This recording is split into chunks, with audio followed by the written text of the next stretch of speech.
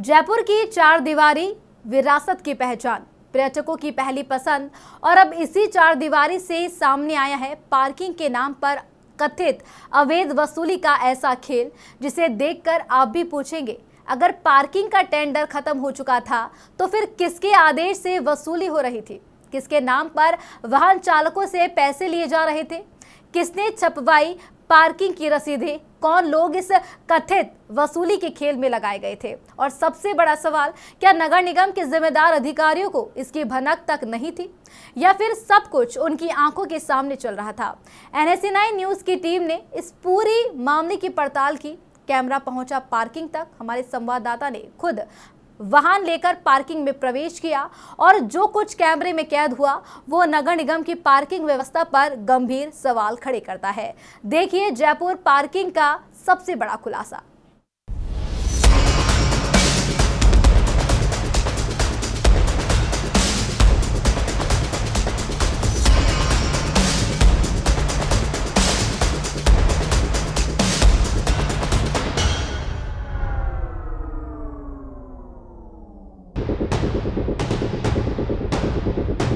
जयपुर की चार दीवारी में नगर निगम की ओर से अलग अलग स्थानों पर पार्किंग व्यवस्था संचालित की जाती है। इसके लिए बाकायदा टेंडर प्रक्रिया होती है और ठेका दिया जाता है और अधिकृत पार्किंग संचालक को निर्धारित नियमों के तहत वाहन चालकों से पार्किंग शुल्क वसूलने की अनुमति दी जाती है। लेकिन हमारी पड़ताल में जो तस्वीर सामने आई उसने पूरी व्यवस्था पर सवाल खड़े कर दिए हैं। दावा है कि जिस पार्किंग का टेंडर करीब 10 दिन पहले ही समाप्त हो चुका था, वहां इसके बावजूद वाहन चालकों से पार्किंग के नाम पर पैसे लिए जा रहे थे। यानी टेंडर खत्म लेकिन वसूली चालू।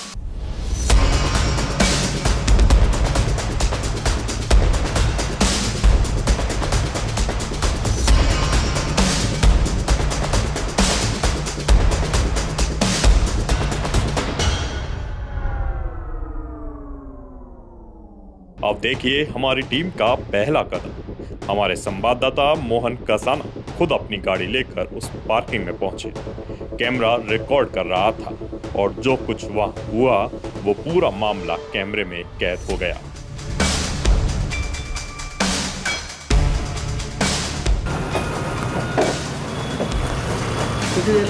पर्ची दो, बस मैं तो जा ही रहा हूँ 20 मिनट। हाँ तो 50 रुपये दे जाओ, मैं जा रहा हूँ, मेरा काम कर रहा हूँ। ये गाड़ी वाला आपकी वहाँ से आया था, मैं इसी के लिए पार्किंग की पर्ची चाहिए मुझे, तो जो गाड़ी लगाई है ना पार्किंग में उसकी पर्ची दे दो। मैं गाड़ी में पड़ी है, उसमें टाइम लगेगा इसलिए बोल रहा हूँ। मैं आपको बोल रहा हूँ मैं इसकी गाड़ी लगवा दूँ। ये आप 2 चक्कर लगा के आ गया।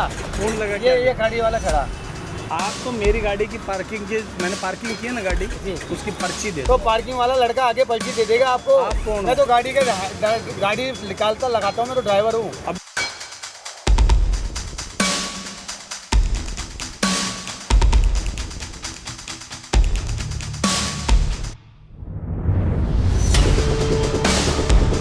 वाहन पार्क किया गया, पैसे मांगे गए और इसके बदले एक रसीद भी दी गई। लेकिन सवाल था ये रसीद किसकी थी और सबसे अहम, क्या इस तारीख को इस पार्किंग से शुल्क वसूलने का वैध अधिकार किसी के पास था? हमने इस रसीद को गौर से देखा। ऊपर नगर निगम से जुड़ा विवरण, पार्किंग का नाम, रकम और वाहन से जुड़ी जानकारी, सब कुछ एक सामान्य अधिकृत पार्किंग रसीद जैसा नजर आता है। लेकिन हमारी पड़ताल में दावा सामने आया कि संबंधित वाहन पार्किंग का टेंडर पहले ही समाप्त हो चुका था। अब सवाल सिर्फ रसीद का नहीं है।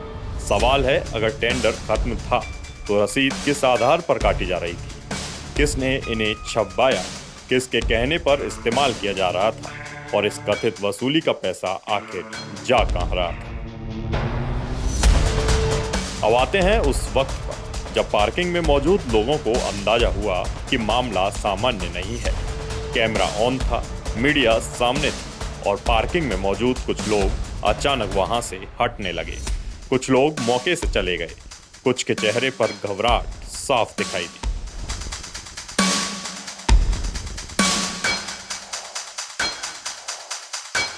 सवाल यह है कि अगर सब कुछ नियमों के मुताबिक था तो कैमरे के सामने आने से इतनी बेचैनी क्यों?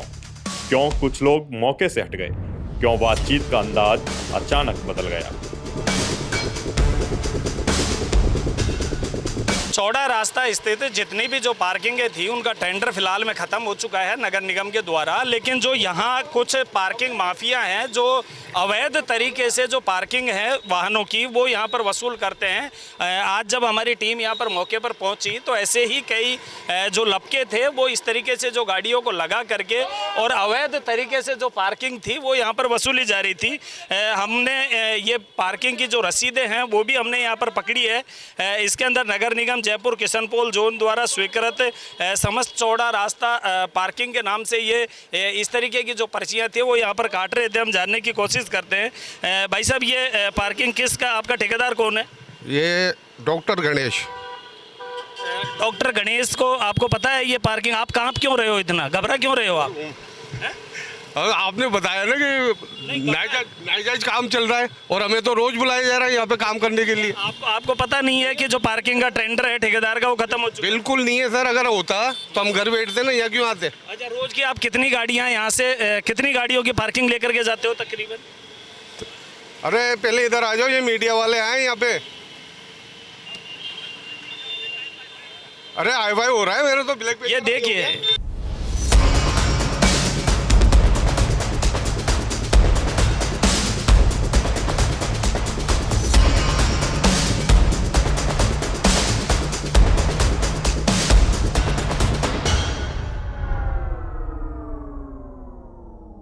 हमारी पड़ताल आगे बढ़ी तो सामने आया एक और नाम, गणेश नारायण शर्मा। दावा है कि इसी नाम से जुड़े व्यक्ति द्वारा अलग अलग लोगों को पार्किंग वसूली के काम में लगाया गया था। हमारी जानकारी और मौके पर मिले इनपुट के मुताबिक छोटे छोटे हिस्सों में अलग अलग लोगों को पार्किंग वसूली के लिए लगाया गया था। अब सवाल था, क्या यह किसी एक व्यक्ति की हरकत है या इसके पीछे बाकायदा पूरा नेटवर्क काम कर रहा है? हमारे संवाददाता ने पूरे मामले से जुड़े एक व्यक्ति से फोन पर बातचीत करने की कोशिश की। इस बातचीत का एक हिस्सा हमारे कैमरे में रिकॉर्ड हुआ है। अब इस बातचीत को आप खुद सुनिए। 30 तारीख को फाइल चला दीजिए। हाँ कि भाई हमें पिछली जो रेट में हम चला रहे हैं हाँ, उसमें 3 महीने का एक्सटेंशन कर दो, जब तक आपका टेंडर नहीं होता तब तक। नहीं मैं ये कह रहा चला दी। हाँ बताओ। मैं ये कह रहा हूँ सर कि जब आपको एक्सटेंशन, आपका टेंडर ख़त्म हो गया, ख़त्म होने के बाद में आपको पार्किंग वसूलने का कोई अधिकार नहीं है। अगर आपने नगर निगम के अंदर एक्सटेंशन के लिए फाइल लगा दी और जब तक उसका अप्रूवल नहीं हो जाता, आप कैसे पार्किंग वसूल सकते हैं भाई साहब? वो बात आपकी सही है, नहीं वसूल सकते। पर क्या है कि हमारा जैसे टेंडर खत्म हुआ है ना, उस दिन से पहले अपन ने लगा दी थी और उन्होंने एक्सेप्ट भी कर ली क्योंकि उनके पास टेंडर नहीं आया कोई। हाँ, तो उनके पास टेंडर नहीं आया तो वो अपने को दे रहे हैं फाइल। ये मान लो आप मंडे को अपन लेटर ले आएंगे। नहीं आप तो ले आएंगे, ये मतलब नहीं होता। मैं कह रहा हूँ कि जब मेरे पास में, सुनो मेरी बात, आप मेरे नंबर ले लो और मैं आपको मंडे को या कल मैं मंडे को आपको लेटर दे दूंगा और कल मैं आपसे मिल लूंगा। सर इस वक्त आप टीवी के ऊपर लाइव हैं, आपको दुनिया देख रही है इस टाइम पे, और जो आपकी आवाज़ है मैंने लाउड स्पीकर खोल करके माइक पे ले रखी है, सामने कैमरा लग रहा है। आप मुझे ये बता दीजिएगा ऐसा कौन अधिकारी है जो आप 30 तारीख से वो फाइल लगाओगे और आपको 7 तारीख को एक्सटेंशन 1 तारीख का बना करके देगा? मैं कहाँ बोल रहा हूँ सर, मैं ये बात आपने बोली है, आपने बोली है कि सर मैं 1 तारीख से एक्सटेंशन की फाइल जो लगाई है उसका अप्रूवल ला करके दूंगा। वो जो एप्लीकेशन लगाई हो 30 तारीख को ही लगा दी थी। नहीं आपने 30 को लगा दिया, आपको अप्रूवल नगर निगम ने दिया क्या बॉस? नहीं दिया। नहीं दिया तो आप पार्किंग कैसे वसूल रहे हैं?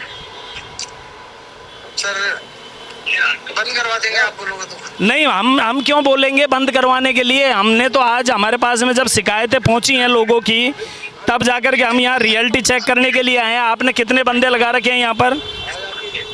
बंदे देख लो ना बाजार में कितने हैं सर। बाजार में हमने देखे 7 लोगों को हमने एक्सपोज किया है यहाँ से। कोई ना सर, मैं बंद करवा देता हूँ और मैं आपको लेटर दे दूंगा मंडे को। मुझे लेटर की जरूरत नहीं है, मुझे लेटर की जरूरत नहीं है। जब आपको पूरी दुनिया देख रही है इस टाइम पे, आप टीवी के ऊपर लाइव हो, आप तो मुझे ये बता दीजिए ऐसे कौन अधिकारी हैं जिन्होंने आपसे बोला कि आप यहाँ पर पार्किंग वसूल करें टेंडर खत्म होने की? अधिकारी ने नहीं बोला। हाँ। जब अपन लिखित में लेटर आ जाएगा मंडे को, आपको लेटर भी दे देंगे। हाँ। ऐसी कोई बात नहीं है। हाँ। क्योंकि उन्होंने जो टेंडर फिल किया था ना, वो टेंडर किसी ने पार्टिसिपेट किया ही नहीं। हाँ। क्योंकि रेट ज्यादा थी। और आपने उस मौके का फायदा उठा लिया भाई साहब? किसी ने टेंडर नहीं भरा और उस मौके का आप फायदा उठा रहे हो? ऐसा कुछ नहीं है सर, फायदा मौके का उठाना नहीं उठाना। हाँ। किसी ने रेट ज्यादा की वजह से नहीं भरा, रेट ज्यादा है ये। और भाई साहब एक बात और बता दूं, आपके आदमियों की वसूली और ऊपर से दादागिरी, उसके वीडियो हैं मेरे पास में पूरे कंप्लीट, जो यहाँ पर गाली गलौज करते हुए वाहन चालकों को धमकाते हुए इस तरीके के कम से भी कम यहाँ 20 लोगों ने मुझे बाइटें दी है। और वो 20 लोग मेरे को ऐसा तो सर कुछ है नहीं, क्योंकि मैं देखो बाजार, जोरी बाजार, चौड़ा रास्ता, रामनिवास बाग सारे ही चला रहे हैं। आपकी फर्म किस नाम से है भाई साहब? अवधेश इंटरप्राइजेज हमारे पास। ये जो चौड़ा रास्ता है अवधेश इंटरप्राइजेज के नाम से। अवधेश एंटरप्राइजेज के नाम से, हाँ। ठीक है। ये है अवधेश एंटरप्राइजेज जो इस बात को कबूल कर रहे हैं कि ये जो पार्किंग है इसका टेंडर हमारा ख़त्म हो चुका है। 30 तारीख को हमने एक्सटेंशन लगाया है, लेकिन जो अभी हम जो वसूली का कार्य है वो यहाँ पर बेधड़क तरीके से कर रहे हैं। लेकिन सीधी सी बात यह है कि इन लोगों को, किन लोगों का संरक्षण है, किन अधिकारियों का संरक्षण है जो इस तरीके से जो गरीब लोगों को, ड्राइवरों के साथ में यहाँ पर बदसलूकी करते हुए जो पार्किंग की वसूली है वो यहाँ पर की जा रही है। इस बातचीत में सामने आने वाली बातों को लेकर कई सवाल खड़े होते हैं। किसके निर्देश पर लोग वहां खड़े थे, किस आधार पर पैसे लिए जा रहे थे और पार्किंग व्यवस्था को लेकर वास्तव में किसका नियंत्रण था?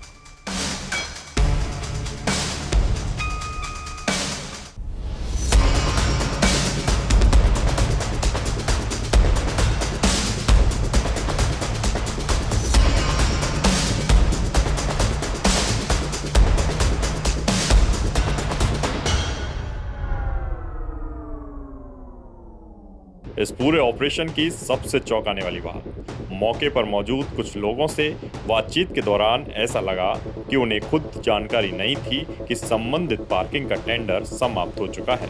यानी जो व्यक्ति वाहन चालक से पैसे ले रहा था उसे खुद पार्किंग की वैधता की पूरी जानकारी नहीं थी। तो फिर सवाल उठता है, उसे वहां किसने भेजा, किसने कहा कि पैसे लो? और अगर टेंडर समाप्त हो चुका था तो फिर इस पूरी व्यवस्था को चलाने वाला कौन था? जो कयूम नाम करके इनका एक आदमी है आगे पार्किंग पे, वो ठेके गोलचा के पास वाली पार्किंग पे लगा हुआ है। उसने मेरी गाड़ी का 1 घंटे के 250 रुपये लिए, 1 घंटे के, बाकी होने चाहिए 50 रुपये, उसने 250 रुपये लिए। और उसके बाद में हैकड़ी और दिखा रहा है कि आजा ले, बुला ले जिसको बुलाना है। तो मतलब इन्होंने दादागिरी दिखा रखी है। और इनका मतलब मुझे लगता नहीं है कोई वाजिब पैसे लेते हैं, ये सबसे ऐसे दादागिरी करते हैं लोग। हमारी पड़ताल में यह भी दावा सामने आया कि अलग अलग पॉइंट पर कई लोगों को लगाया गया था। बताया गया कि कुछ लोगों को रोजाना करीब 3 से 4 हजार रुपए तक दिए जाने की बात सामने आई। अब अगर कई लोग अलग अलग जगहों पर वाहन चालकों से पैसे वसूल रहे हों तो रोजाना की कुल रकम कितनी होगी? मौके से मिले इनपुट के आधार पर इस नेटवर्क से करीब 1 लाख रुपए प्रतिदिन तक की कथित वसूली का दावा सामने आया है। ध्यान दीजिए, ये हमारी पड़ताल में सामने आया दावा है जिसकी स्वतंत्र सरकारी पुष्टि अभी बाकी है। लेकिन अगर ये आंकड़ा सही है तो महीने का हिसाब लाखों रुपए तक पहुंच सकता है। और यहीं से सबसे बड़ा सवाल पैदा होता है, नगर निगम का राजस्व जा कहां रहा था? आपका नाम? मुकेश यादव। कहाँ से हैं आप? जयपुर से प्रताप नगर। मुकेश जी, आप कहाँ पे खड़े हो इस वक्त अभी? चौड़ा रास्ता। और अभी आपने पार्किंग में गाड़ी लगाई है? जी सर। तो आज क्या तारीख है? 8 तारीख है सर। 8 अगस्त। 8 अगस्त है आज। तो आज आपको यहाँ पे पार्किंग में जब आपने गाड़ी लगाई तब आपसे पार्किंग की फीस ली? जी सर। क्या इन्होंने चार्ज किया आपसे पार्किंग का? 50 रुपये। आपने दिए? पर्ची है पर्ची आपके पास? दिखाओ। 5-10 पे पार्किंग लगाई।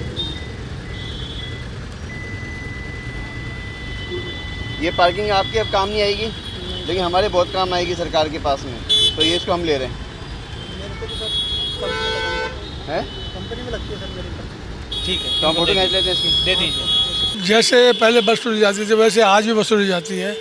मतलब इन्होंने अपना वो बना रखा है, मोनोपोली जिसे बोलते हैं ना।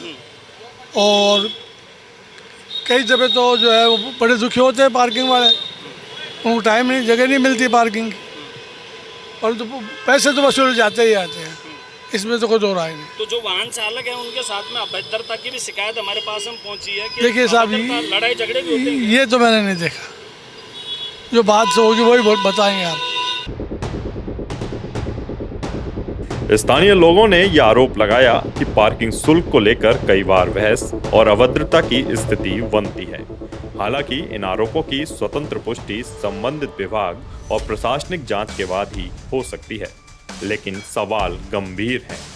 अगर पार्किंग व्यवस्था अधिकृत नहीं थी तो वाहन चालकों से पैसे कौन और किस अधिकार से ले रहा था?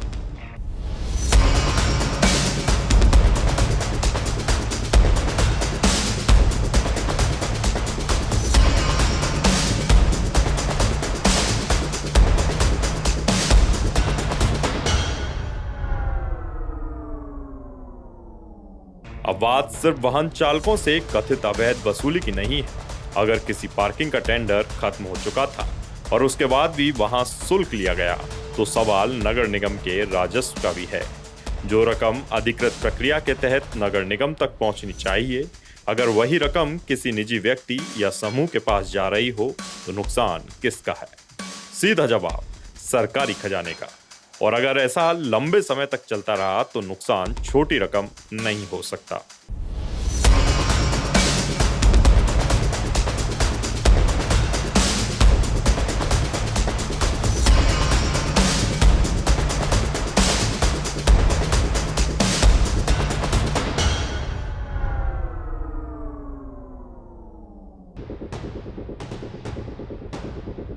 अब इस कहानी का सबसे महत्वपूर्ण हिस्सा, नगर निगम की निगरानी व्यवस्था।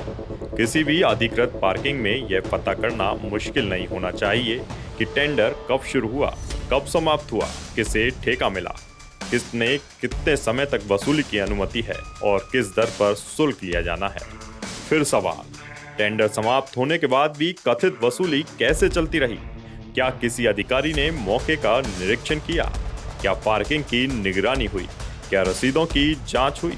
क्या किसी ने वाहन चालकों से शिकायत मिलने के बाद कार्रवाई की? या फिर चार दीवारी में पार्किंग का खेल सिस्टम की निगाहों से दूर चलता रहा? इस पूरे मामले में एक और नाम सामने आता है, अवधेश एंटरप्राइजेस। बताया गया कि संबंधित पार्किंग का टेंडर इसी फर्म ने लिया था। अब सवाल यह है कि टेंडर समाप्त होने के बाद वहां किसी भी व्यक्ति द्वारा पार्किंग शुल्क वसूला जाना किस आधार पर जारी रहा? क्या फर्म की तरफ से किसी को वसूली की अनुमति थी? और अगर थी तो किस आदेश के तहत?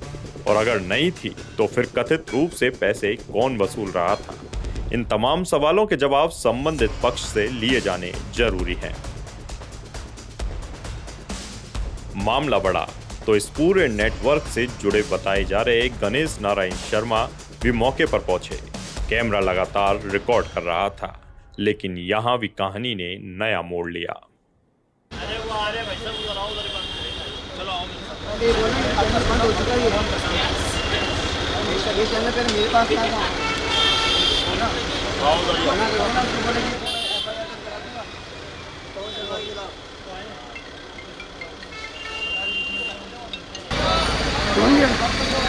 चैनल नहीं था, बंद कर दिया 1.5 साल पहले मैंने चैनल को, दिल्ली से, नोएडा से।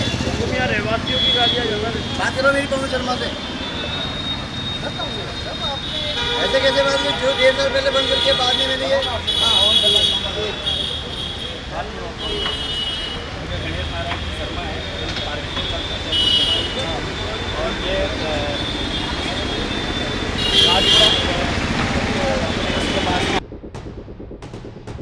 अब सवाल यह है कि अगर किसी व्यक्ति की पहचान या प्रभाव कुछ भी हो तो क्या उससे ऐसी पार्किंग वसूली का अधिकार मिल जाता है? बिल्कुल नहीं। किसी भी पार्किंग शुल्क की वसूली का आधार होना चाहिए वैध टेंडर, अधिकृत अनुमति, निर्धारित दर और नियम। मौके पर गणेश नारायण शर्मा द्वारा खुद को किसी चैनल से जुड़ा पत्रकार बताए जाने की बात भी सामने आई। हमने इस दावे की स्वतंत्र पुष्टि नहीं की है, लेकिन सवाल यह है कि जब पार्किंग के ठेकेदार पत्रकार कैसे हो सकते हैं, या फिर पत्रकार होकर कैसे ठेकेदारी की जा सकती है। यह बात गले उतरने वाली नहीं थी, क्योंकि एक पत्रकार बुराइयों का उजागर करता है, लेकिन यहाँ तो ठेकेदार खुद ही बुराई में लिप्त है। पत्रकारिता की पहचान का पार्किंग शुल्क वसूली से क्या संबंध है? और अगर पार्किंग वैध थी तो दस्तावेज दिखाए जाएं, अगर वसूली अधिकृत थी तो अनुमति दिखाई जाए, और अगर टेंडर समाप्त हो चुका था तो यह वसूली किस आदेश के तहत चल रही थी। एक तरफ नगर निगम की पार्किंग, दूसरी तरफ टेंडर खत्म होने की बात, तीसरी तरफ वाहन चालकों से कथित वसूली, चौथी तरफ नगर निगम की रसीद जैसी रसीद, पांचवी तरफ कई लोगों की टीम, छठी तरफ रोजाना करीब 1 लाख रुपए तक की कथित वसूली का दावा, और सातवां सबसे बड़ा सवाल, नगर निगम की निगरानी आखिर कहां थी? जयपुर की 4 दीवारी में पार्किंग के नाम पर कथित अवैध वसूली का यह मामला सिर्फ कुछ रुपए लेने का मामला नहीं है। यह सवाल है सरकारी व्यवस्था की निगरानी का, यह सवाल है नगर निगम के राजस्व का, यह सवाल है वाहन चालकों की सुरक्षा और सम्मान का, और सबसे बड़ा सवाल, अगर टेंडर खत्म हो चुका था तो फिर वसूली किसके भरोसे चल रही थी? NSE 9 न्यूज की टीम ने इस पूरे मामले की पड़ताल की। स्टिंग ऑपरेशन में जो कुछ सामने आया वो हमने आपको दिखाया। अब बारी जिम्मेदारों के जवाब की है, और हम यह भी साफ कर दें कि जिसका पक्ष सामने आएगा उसे पूरी जगह दी जाएगी, क्योंकि यह सिर्फ एक पार्किंग की कहानी नहीं है। यह सवाल है, जयपुर में नियम चलता है या फिर नियमों के ऊपर कोई और सिस्टम चल रहा है?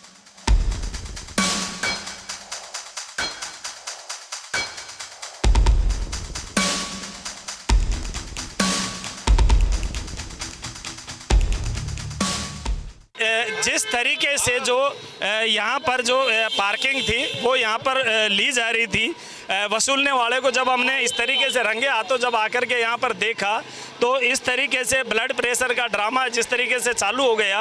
ये लोग रोज कम से भी कम हजारों लोगों को यहाँ पर पार्किंग के नाम पर जो लूटने का कार्य है वो इस चौड़ा रास्ता के अंदर किया जा रहा था। बल्कि नगर निगम के द्वारा संचालित जो पार्किंग थी उसके टेंडर को खत्म हुए काफ़ी लंबा समय हो चुका है, उसके बाद में नए टेंडर जारी नहीं हुए, लेकिन इन लोगों ने एक जैसे भूमाफिया होते हैं इसी तरीके से जो पार्किंग माफिया हैं वो यहाँ पर इस रोड के ऊपर जो चौड़ा रास्ता है यहाँ पर बने हुए हैं।